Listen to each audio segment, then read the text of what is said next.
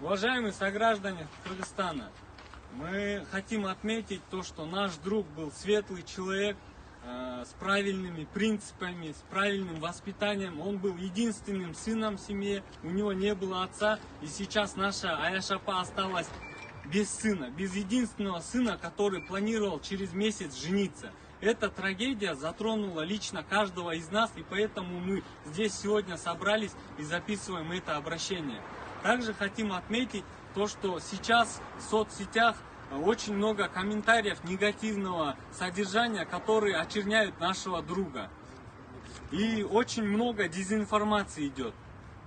То, что он якобы хотел выхватить пистолет. Да, то, что он якобы хотел выхватить пистолет, оказывал сопротивление. Было 4 сотрудника УПСМ, и они могли любого. Наш друг был не сильно большой, он не был чем-то таким, не занимался, чтобы выявлять и показывать агрессию. И они могли вчетвером его спокойно скрутить и забрать, если на то были веские причины. Но зачем было доставать табельное оружие и убивать? И что, если мы будем правила дорожного движения нарушать? За это мы должны оказаться в могиле. Мы с этим крайне не согласны.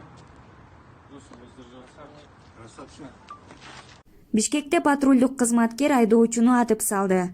Күбөлөрдүн айтымында Toyota RAV4 үлгүсүндөгү унаа Гоголь көчөсүнүн Жумабек жана Жибек жолу көчөлөрүнө кесилишкен убандысында жолдун каршы тилкеси менен келе жаткан.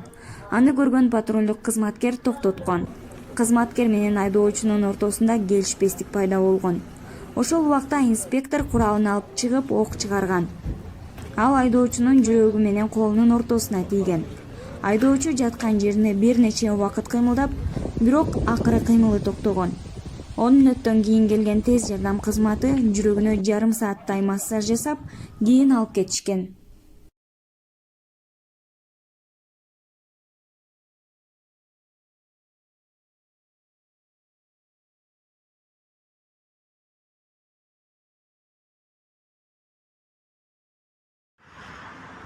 Вот, бул жакта 2 патруль турат, бул жакта 3-4 патруль машина бар.